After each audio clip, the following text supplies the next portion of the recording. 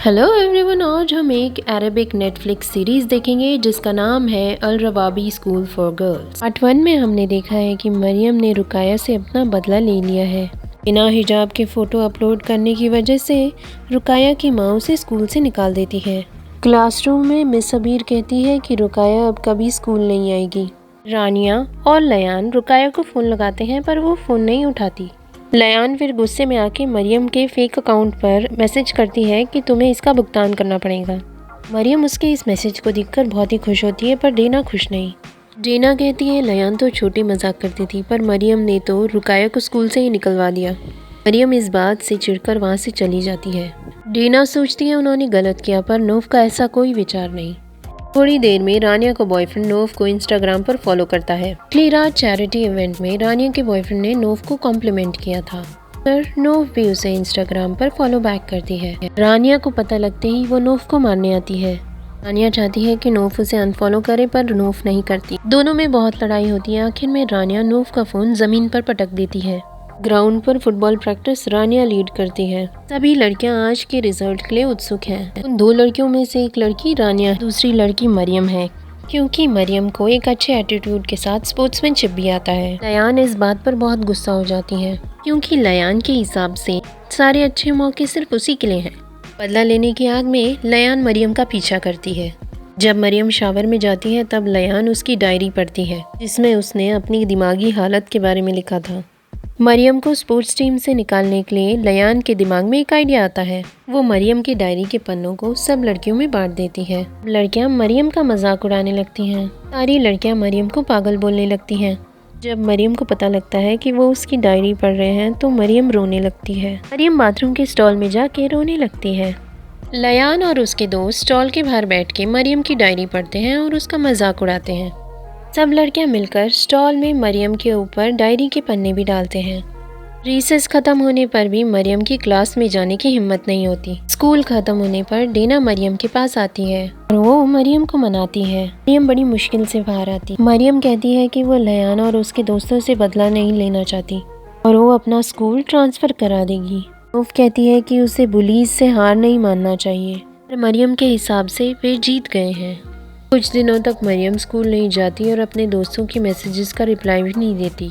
मरियम की थेरेपिस्ट को ऐसा लगता है कि वो ठीक हो गई पर एक्चुअली वो डिप्रेशन में चली गई है। उसका इलाज अब सिर्फ बदला है।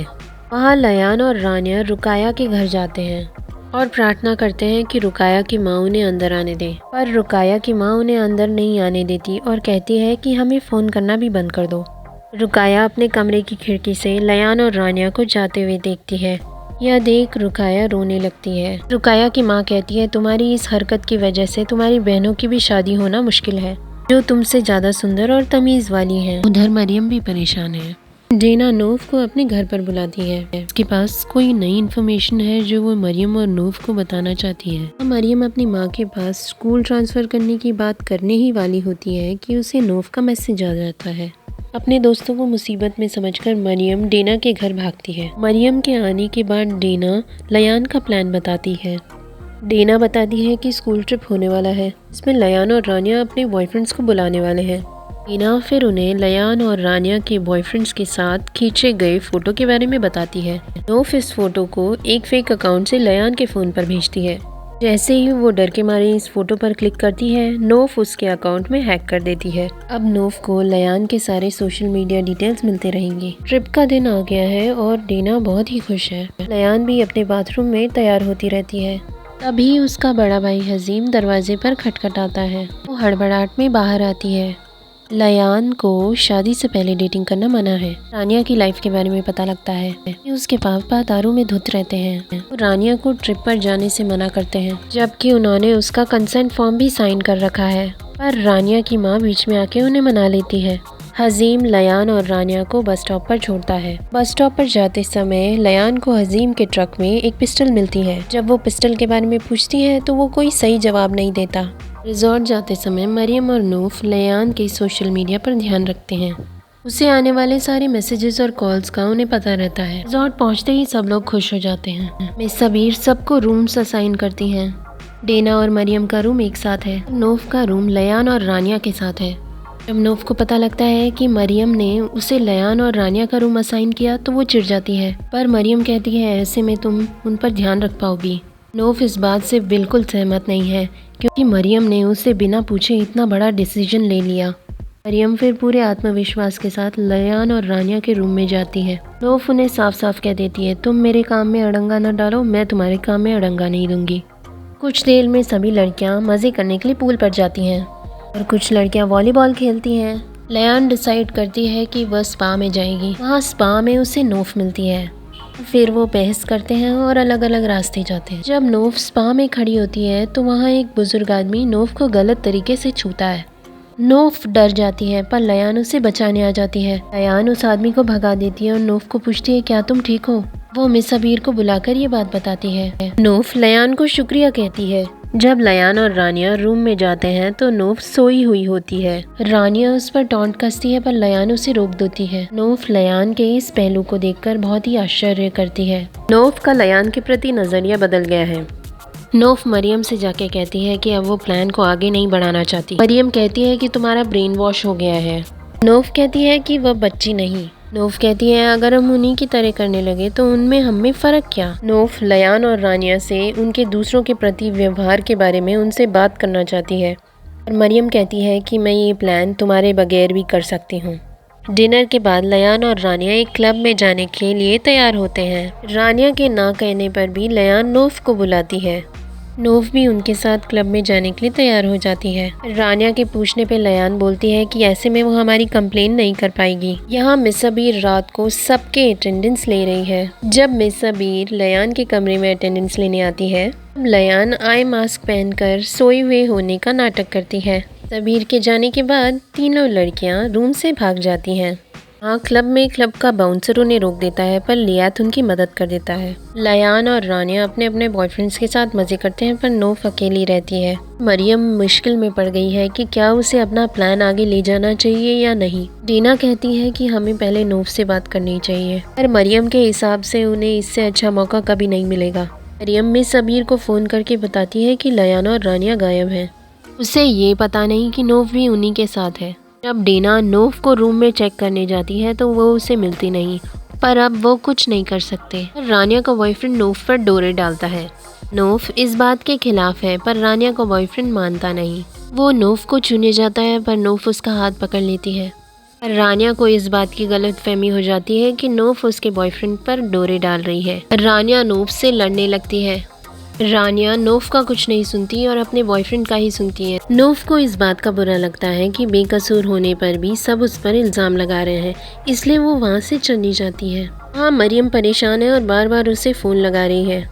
वहाँ मिस अबीर क्लब में पहुँच जाती है और लड़कियों को ढूंढने लगती है। उधर मरियम नोफ को लापरवाह बताती है, पर डेना कहती है कि मरियम तुम तो ऐसी नहीं थी, तुम्हें हो क्या गया है, तुम कब से उन लड़कियों की तरह जहरीली हो गई। उधर मिस अबीर और कोच क्लब के अंदर पहुंच गए हैं। लयान और नोफ बाथरूम में होते हैं। अचानक से नोफ अपना फ़ोन चेक करती है और उसे डेना का मैसेज मिलता है कि मिस अबीर उन्हें खोज रही है। नोफ ये बात लयान को बताने जाती है और तब वे रानिया को खोजने जाते हैं, पर मिस अबीर और कोच ने रानिया को पहले ही पकड़ लिया है। कि एक अंडर एज लड़की के साथ पार्टिंग की वजह से जेल हो सकती है। रानिया का बॉयफ्रेंड वहाँ से भाग जाता है।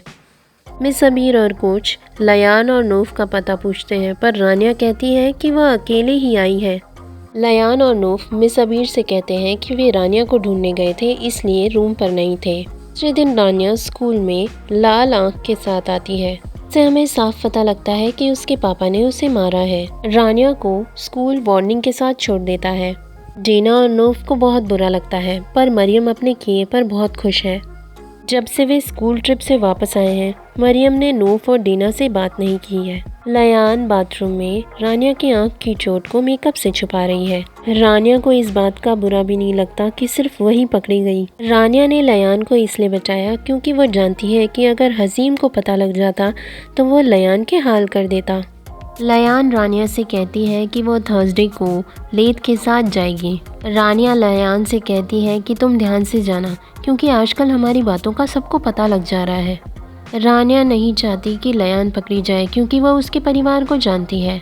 उधर मरियम बाथरूम के स्टॉल में बैठ के उनका सारा प्लान सुन लेती है। कैंटीन में नूफ रानिया को शुक्रिया कहती है क्योंकि अगर वो पकड़ी जाती तो उसे स्कूल से निकाल दिया जाता। रानिया भी माफ़ी मांगती है कि उसने अपने डरपोक बॉयफ्रेंड की सुनी और उसकी नहीं। नूफ और डीना रयान और रानिया के साथ कैंटीन में खाना खाते हैं और मरियम अकेले ही खाना खाती है। बाद में मरियम अकेले ही लेथ के घर का पता लगाती है। वहाँ लयान अपने बॉयफ्रेंड लेथ के साथ फोन पर बात कर रही होती है कि उसका छोटा भाई उसके कमरे में आता है और वो जल्दी से डर के मारे उसका कॉल डिस्कनेक्ट कर देती है। फोन चेक करने पर उसके भाई को कुछ मिलता नहीं क्योंकि लयान ने लेथ का नंबर रानिया के नाम से सेव किया है। लयान फिर अपने पापा को जाके कंप्लेन करती है कि उसे बिल्कुल भी प्राइवेसी नहीं मिलती। इस पर उसके पापा कहते हैं कि ये तुम्हारे बेहतर के लिए है।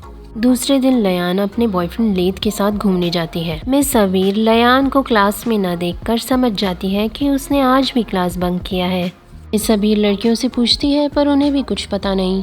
मिस सबीर इस बात के बारे में प्रिंसिपल को कंप्लेन करती है पर प्रिंसिपल कहती है कि आज बोर्ड ऑफ एजुकेशन मुझे अवार्ड देने वाला है, मैं कोई तमाशा नहीं चाहती। हाँ, लेथ लयान को अपने बैचलर पैड में लेके जाता है क्योंकि अगर वो बाहर घूमेंगे तो वहाँ कोई उन्हें पहचान लेगा।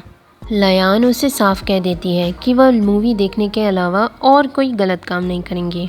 लेथ लयान की बात मान जाता है। काश हम सबके बॉयफ्रेंड्स लेथ जैसे होते। वहाँ अलराबाबी स्कूल में प्रिंसिपल मैम को बोर्ड ऑफ एजुकेशन से एक अवार्ड मिल रहा है।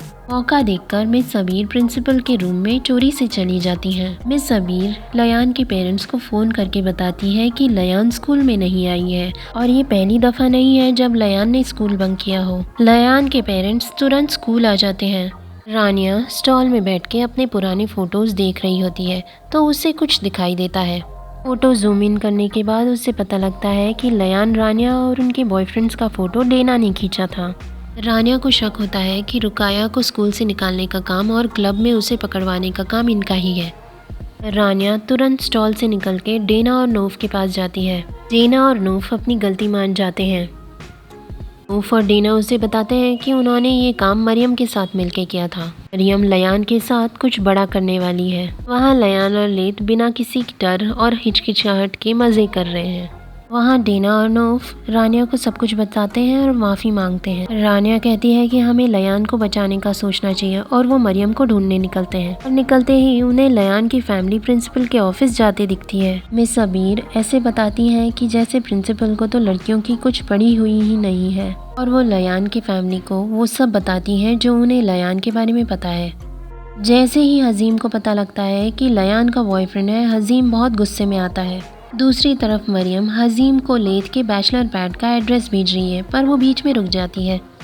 अभी वहाँ नूफ रानिया और डीना आ जाते हैं। रानिया मरियम से माफ़ी मांगती है और कहती है कि वह किसी लड़की को बुली नहीं करेगी पर मरियम उनका एक नहीं सुनती और मैसेज हजीम को भेज देती है। जैसे ही हजीम को लेथ के बैचलर पैड का एड्रेस मिलता है वो निकल जाता है।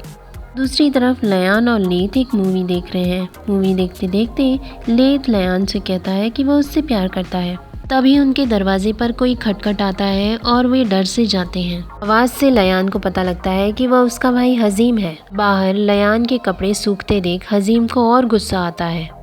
वहाँ स्कूल में लयान के पेरेंट्स प्रिंसिपल का अवार्ड फेंक देते हैं और कहते हैं कि वे इसके लायक नहीं। कहते हैं कि वो इस स्कूल को और प्रिंसिपल का करियर बर्बाद कर देंगे। उनके जाने के बाद प्रिंसिपल मिस सबीर से कहती हैं, आप समझ गई कि तुमने क्या कर दिया है। पर मरियम इस तमाशे से खुश है। उधर हजीम दरवाज़ा तोड़ देता है और लेथ को खूब मारता है।